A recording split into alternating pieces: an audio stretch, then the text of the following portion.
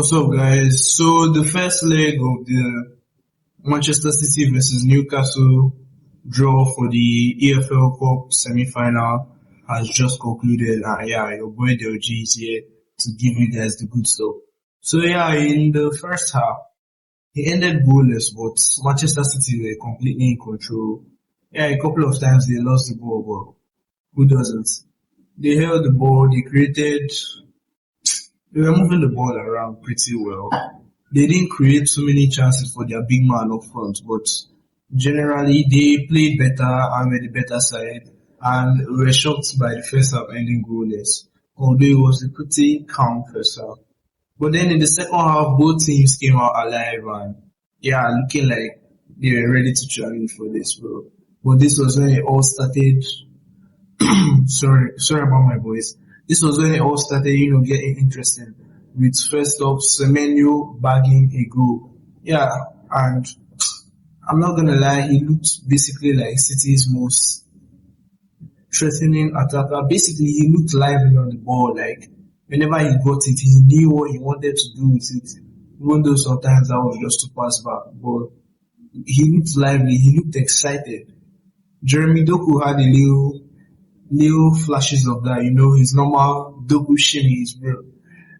Yeah, but besides that, he was okay. Basically, every Manchester City player played alright. Newcastle, though, were not up to the standard you'd expect them to be after seeing them playing in recent weeks. You're talking players like Harvey Barnes, most especially, after picking up back-to-back braces, was completely quiet, except for the one cross he put in for the Votemade, which a lot of you might actually blame Votemade for not getting to that ball, but the thing was just bending away from him. It wasn't his fault. There wasn't much he could do about that. I mean, he's like a 6-foot giant. If he didn't reach it, then he didn't reach it. Elanga also had a pretty bad game, in my opinion. He came on, he looked lively, but then 2 minutes, boom, the brace out. Jacob Murphy, at the start of the game, yeah, he walked off injured with a hamstring injury, so I don't know when you Newcastle fans are going to see him again. But he looked exciting as well. Once he was subbed off, they brought on Harvey Barnes, and I was thinking, oh yeah, this is going to be an interesting cup tie now. But nah, I was completely wrong, bro. To be honest, I'm quite disappointed with Newcastle because they didn't really create much. And then, bro, I have to talk about this, Eddie Howe. How do you start Wisa over Votemade? I mean, I know Votemade also misses chances, but not as much as Wisa, bro. That opening chance, maybe he was offside, but the flag didn't go up. Is there VAR in those? Okay, yeah, there is, but the flag didn't go up. He should have still tried to at least convert that. Votemade though also missed the sitter at the other end. When I think who played the ball into him, was it Hall? Hall had an exceptional game, by the way. He was moving up and down the pitch, bro. He was literally everywhere, attacking, defending, lofting crosses into the box and all this stuff. He played an excellent game. Yeah, I think Hall played the ball to him and he should have taken it off first time with his weak foot. Maybe if it was far enough into the corner, he might have caught Trafford out and actually scored the goal. But unfortunately, nah, he wanted to be, the technical striker we all know he is. And yeah, coming off the back of missing a penalty, which could have cost your team, and then failing to convert such a chance, that does not sit well for him, especially now that Wisa is back from injury. So maybe Eddie Howe was justified on starting Wisa, but I don't think so personally. I think Votemade should have started that game. You all should leave your comments on that down below. So yeah, after Semenyo gets the goal, City are back in control, moving pretty good, comfortable, still trying to get the second goal to kill off the tie, and then boom, a cross from the corner, Semenyo with a flick, very nice goal into the back of the net. But that is when VAR, I do not understand the purpose of this technology anymore, bro. Why do you take 20 minutes making a decision if you're still going to make the wrong decision?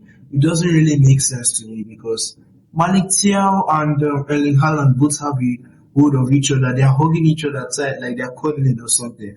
And then, bro, Tia was basically staring at that ball moving in. They say Haaland is offside because he's preventing Tia from being able to get the ball. And I'm like, what are these men saying, bro? Who are these men, bro? Because Nick Pope just like jumps out of the equation. Like if you literally watch the replay, you see him just jump for no reason, and it looks so hilarious. And then it's Thiel and Haaland. Both of them are holding each other like, yo, my man, and then they just staring at the ball and boom into the back of the net. And Semenyo is off running off celebrating, and then they say Haaland is impeding Thiel. Bro, what? These VAR, man, they need to have more consistency in their decisions. And if they are taking this much time to make decisions, then they should at least make the right one. And on this occasion, the referee is also to be blamed because actually, I'm not saying I wanted City to win this time. Actually, I didn't have a favorite. I wanted to just watch an interesting match, which to a certain extent, I got my wish. So yeah, they called the referee over to review the incident on the monitor to know whether Haaland was impeding, and he said yes. And I'm like, who is this brother? Bro, this referee today was pretty funny. He was just spamming yellow cards, bro. One tackle, boom, yellow, boom, yellow, boom, yellow, boom, yellow. And to be honest, they actually made the clash quite heated and gave us that little bit of semi-final drama that we like to see.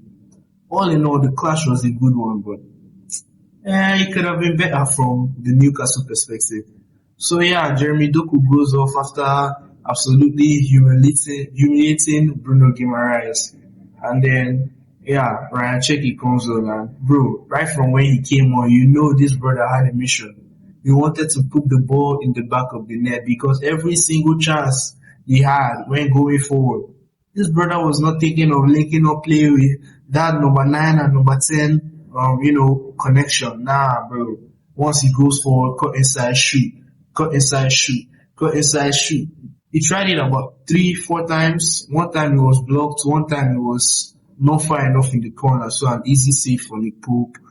But yeah, he wasn't to be denied his goal. And I have to say, bro, the second goal from Man City was an absolute peach. I think it's Bernardo Silva who first wins back the ball. Is it? No, Norris with the ball, yeah. Then he gives it to Semenyo. Semenyo makes a very cheeky pass through the middle of two players into Ryan Cherki, where he does this little flick straight into Norris, who has gone into the overlap. I don't even know if you all understand what I'm saying, but this goal was literally that good. So Norris is running, yeah, and then Cherki has also made the run into the box, and no one is tracking him. Again, Newcastle players, what are you doing? But nevertheless, Ignoro cuts it back and then boom. It was an okay finish. I'm not going to say it was the best finish in the world because it wasn't. Maybe Donnarumma would have stopped that. But Pope tried his best. Cherki got the ball into the back of the net. I think he deserved the goal because he had been trying hard since he came on. And yeah, so it was a pretty interesting clash. But what do you guys think is going to be the results in the second side? Basically, for me, I think Newcastle will get 2 goals in the second time, but Man City will get 3 more. So the game will finish. Newcastle score the first 2 to equalize, and then Manchester City get 3 goals, and that's done and dusted. So I'm saying 5-2 on aggregate. You all should comment down below on your thoughts on what I said. Do you think Eddie Howe is justified on starting Wissa above Wotemader? Do you think Newcastle players played a good game? And yeah, don't forget to like and subscribe while you're at it. And I'll see you in the next one. Peace.